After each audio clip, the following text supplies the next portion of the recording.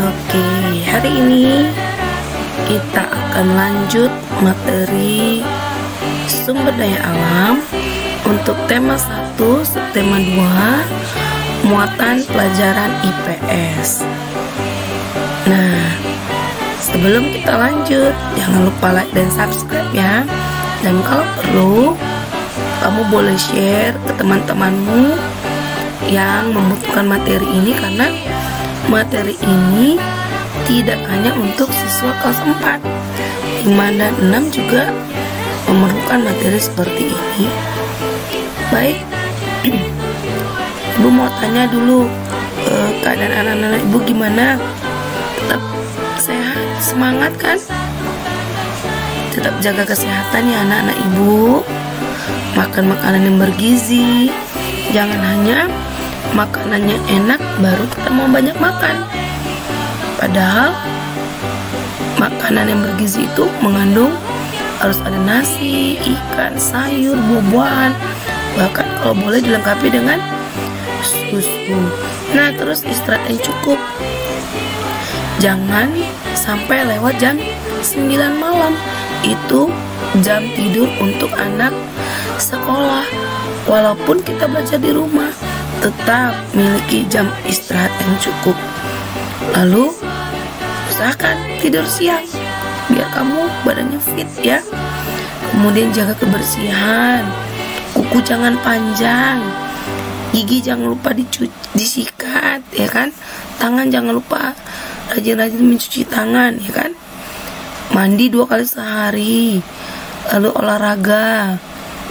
Dan ini juga yang tak kalah penting, yaitu berjemur di pagi hari, terutama dari pukul 10. Tidak perlu lama-lama, cukup 15 menit, karena itu banyak sekali manfaatnya ya. Lalu ini juga tekun melaksanakan ibadah, yang muslimnya sholat, yang Kristen beribadah dengan kebaktian. Dan jangan lupa banyak berdoa supaya pandemi corona COVID-19 ini dapat segera selesai dan kita bisa bertemu lagi di sekolah. Dan ini juga tak kalah penting, yaitu batasi bermain HP ataupun laptop. Kenapa? Karena pembelajaran kita sudah melalui daring, kita sudah rutin ketemu dengan HP dan laptop. Otomatis radiasinya bisa mengganggu kita.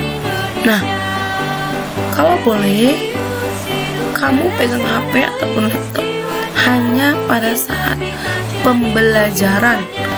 Lewat dari situ, tolong jujur pada diri sendiri, kurangi. Kalau perlu tidak usah bermain games atau yang lainnya yang tidak bermanfaat. Kenapa? Ini kita harus pikirkan kelanjutannya sampai ke depan. Mau tetap sehat kan anak-anak Ibu? Ini ada pepatah nih, di dalam tubuh yang sehat terdapat jiwa yang sehat. Nah, kalau kamu mau jiwa kamu sehat, tentunya itu harus dibarengi dengan tubuh yang sehat. Oke? Siap semuanya untuk menerima pembelajaran hari ini? Siap Bu? Oke, luar biasa. Nah, masih ingat nggak apa itu SDA?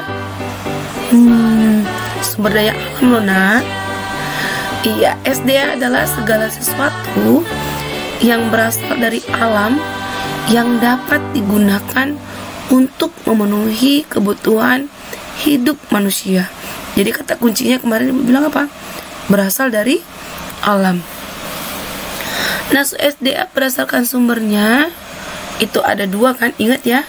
SDA hayati itu contohnya hewan, tumbuhan, itu kan yang dari makhluk hidup ya. Kemudian dimanfaatkan sebagai bahan makanan, pakaian, obat-obatan, dan masih banyak lagi. Kemudian yang kedua, SDA non hayati berarti dari makhluk yang tidak hidup, ya kan? Contohnya minyak bumi, emas, matahari, air, dan sebagainya. Dan ini dimanfaatkan untuk apa? Membantu kegiatan manusia, ya kan? Nah, kita mau coba telaah satu persatu manfaat dari sumber daya alam. Oke? Tadi yang hayati ada dua tadi ya, hewan dan tumbuhan. Kita mulai dari hewan. Nah, apa sih manfaat hewan? Iya, sumber makanan. Apanya saja dimanfaatin? Dagingnya, Bu? Iya, betul. Apalagi untuk sumber makanan? Tulangnya, iya, tulangnya jadi sop ya. Sop ayam, sop sapi, ya kan? Kemudian selanjutnya manfaat hewan itu sumber protein dan lemak. Iya, karena misalnya seperti hewan bisa menghasilkan telur ya. Telur itu sumber protein yang baik, ya kan? Kemudian walaupun juga ada lemak, makanya kita harus makan makanan dengan jumlah yang seimbang, tidak berlebihan. Jangan karena suka daging ayam terus, yang lain enggak, ya kan? Terus membantu manusia dalam pekerjaan. Ada yang tahu nggak hewan apa yang digunakan untuk membantu pekerjaan manusia? Contohnya, iya betul, kerbau. Membantu membajak sawah ya.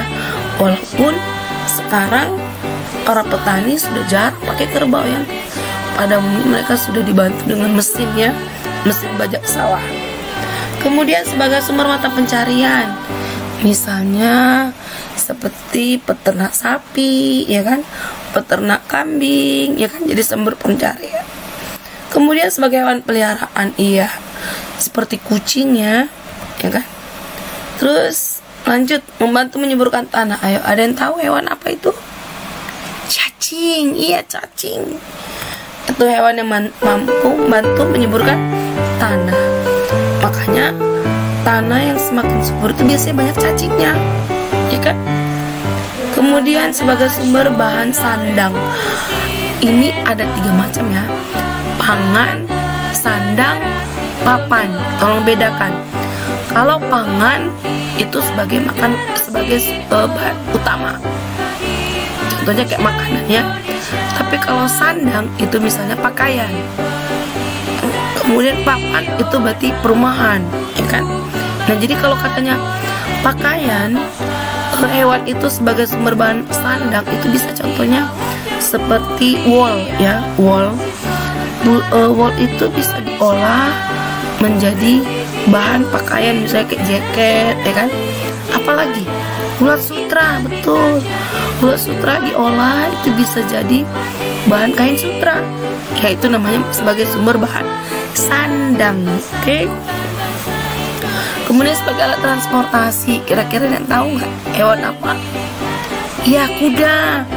Kalau kamu naik delman, misalnya jalan-jalan ke Brastagi, pernah naik delman ya? Atau naik sado, atau memang naik hewan kuda itu ya, transportasi bisa ya. Kemudian sebagai bahan kerajinan dan aksesoris, misalnya seperti kerang-kerang itu bisa dibuat jadi aksesoris ya. Kemudian bahan kajian keilmuan, maksudnya gini, dalam menemukan satu hal yang baru, misalnya obat-obatan, vaksin, itu tidak langsung dicobakan ke manusia karena masih uji coba. Jadi diujikan kepada hewan, misalnya kepada tikus, mencit ya, tikus putih itu sering dipakai untuk jadi bahan uji coba. Misalnya para ilmuwan mencoba menemukan vaksin, dites dulu ke hewan. Nah, tapi tidak sembarang hewan. Hewan yang digunakan adalah hewan yang memiliki genetik atau gen yang tidak jauh dari manusia. Itu dia. Nanti kalau kamu SMA atau kuliah, kamu akan diperdalam itu. Bisa juga hewan itu dipakai misalnya untuk meneliti sesuatu, supaya misalnya diketahui perkembangannya, struktur tubuhnya, ya kan? Itu yang bahan kajian keilmuan. Kemudian hewan penjaga rumah, contohnya seperti anjing ya. Oke, sampai sini bisa ya untuk manfaat hewan bagi manusia? Bisa, Bu? Oke, mantap. Kemudian manfaat tumbuhan bagi manusia sebagai sumber bahan pangan. Nah, beda nih ya, yang tadi sandang, ini pangan. Kalau pangan berarti yang utama. Kalau tidak ada itu, manusia bisa mati. Contohnya makanan pokok. Indonesia makan manusia itu pada umumnya makanan pokoknya adalah nasi, ya kan? Walaupun ada beberapa tempat yang makanan pokoknya bukan nasi, seperti Indonesia Timur sana ada yang makan pokoknya adalah sagu, ya kan? Tanpa itu ya kurang sempurna rasanya, bahkan bisa menyebabkan kematian ketika manusia tidak terpenuhi sumber bahan pangannya. Itu manfaatnya. Kemudian penghasil oksigen, ya, tumbuh-tumbuhan melalui proses fotosintesis dia menghasilkan oksigen. Oksigen ini juga membuat udara jadi lebih segar, ya. Kemudian sebagai bahan sandang, nah, tumbuh-tumbuhan juga bisa sebagai bahan sandang. Apa, Bu? Contohnya kapas. Kapas itu bisa menghasilkan kain katun. Kemudian rami bisa menghasilkan kain linen, ya kan? Luar biasa, ya, manfaat tumbuhan. Kemudian sebagai bahan obat-obatan, ini bisa dipakai akarnya, daunnya, batangnya, bunganya, bijinya. Luar biasa. Contohnya apa, Bu? Jahe misalnya, kunyit, obat-obatan kan, sirih, ya, kan daun jambu biji. Nah, itu sebagai bahan obat-obatan, bahkan itu dasar untuk membuat obat-obatan. Misalnya kayak apa, daun sirih itu bahan dasar membuat antibiotik. Walaupun tidak hanya daun sirih yang digunakan, ada bahan-bahan lain, tapi itulah bahan dasar obat-obatan. Dan pada umumnya kalau kita menggunakan bahan dasar yang langsung dari tumbuhan, dampak negatifnya atau efek negatifnya lebih minim, ya, asal digunakan sesuai kebutuhan. Oke. Next, bahan kerajinan. Iya, ini misalnya yang biji-bijian bisa dibuat jadi kalung, gelang, ya kan? Atau juga kayak apa, yang buat hiasan itu apa namanya tuh, yang disusun jadi bentuk hewan, ya kan, biji-bijian, ya kan? Oke. Next, bahan perabot rumah tangga atau material bangunan, contohnya seperti kayu jati, ya, digunakan untuk membuat perabot atau material bangunan. Kemudian melindungi dari matahari. Iya, betul. Kalau kita di siang hari berteduh di bawah pohon, enak, ya kan, teduh, segar, ya kan. Kemudian sebagai hiasan, penambah nilai estetika. Ini contohnya misalnya seperti kayu jepara itu kan, kursi-kursi yang terbuat dari jepara akan terlihat lebih indah dibandingkan dengan kursi plastik misalnya, ya kan. Kemudian sebagai bahan baku industri, contohnya kayak tanaman karet. Nah, tanaman karet itu diambil getahnya, itu bisa sebagai akan menghasilkan lateks. Lateks ini diolah sebagai bahan ban. Luar biasa, ya. Apalagi kelapa sawit, ya kan? Kelapa sawit kalau diolah itu bisa jadi minyak kelapa sawit. Apalagi biji kopi, ya kan? Teh, itu daun teh itu kalau kamu pernah jalan-jalan lewat perkebunan Sidamani, ya kan? Ada banyak kebun teh, cantik sekali kan? Nah, itu dipetik lalu diolah oleh industri jadi bubuk teh, ya kan? Oke. Jadi banyak, ya, manfaat tumbuh-tumbuhan bagi manusia. Nah, lanjut. Tadi yang hayati sudah, sekarang yang non hayati. Apa tadi non hayati? Iya, betul sekali. Non hayati itu berasal dari makhluk yang tidak hidup. Contohnya bukan kita bilang di hutan tidak makhluk hidup, bukan. Artinya gini, kita mau coba lihat di hutan ada apa saja yang bisa dimanfaati, ya kan? Misalnya tanahnya, ya kan? Apalagi bebatuannya, ya kan. Kemudian minyak bumi, apa yang dihasilkan? Iya, bisa dihasilkan bahan bakar untuk industri, kendaraan, bahkan juga ini juga salah satu bahan pembangkit listrik tenaga diesel atau PLTD. Kemudian gas alam atau LNG, itu sering disingkat LNG, liquefied natural gas, ya kan. Nah, ini manfaatnya itu apa? Nah, ini bisa diolah menjadi bahan memasak, ya. Bukan artinya dicampur dengan masakan, bukan. Ini menghidupkan kompor gas, ya kan. Kemudian juga bisa jadi bahan dasar tinta. Jangan coba-coba buat, yaitu prosesnya dari pabrik, ya. Kemudian obat anti serangga, ya kan. Kemudian apalagi batu bara. Nah, batu bara itu digunakan untuk bahan memasak juga, iya. Maksudnya sebagai bahan bakarnya, ya. Kemudian bahan bakar pembangkit tenaga listrik dan industri. Jadi ada banyak, misalnya kayak pabrik-pabrik yang supaya menghidupkan mesinnya dia tidak pakai bensin karena itu lebih boros, lebih mahal. Dia pakai misalnya batu bara. Selain itu juga misalnya batu bara ini manfaatin misalnya untuk kereta api, ya, untuk menjalankan kereta api. Kemudian next, emas perak, ya. Emas perak ini biasa digunakan untuk perhiasan, investasi, ya kan, menyimpan kekayaan. Next, bauksit. Bauksit itu apa? Sebagai bahan dasar keramik. Jadi keramik itu nggak langsung tiba-tiba ada dari alam, ada keramik, tidak. Tapi itu adalah bahan dasar dibuat dari bauksit, tapi nanti diolah, ya kan. Selain itu juga bauksit itu berguna dalam pemurnian aluminium. Oke, next, tanah. Nah, tanah itu dimanfaatin apa?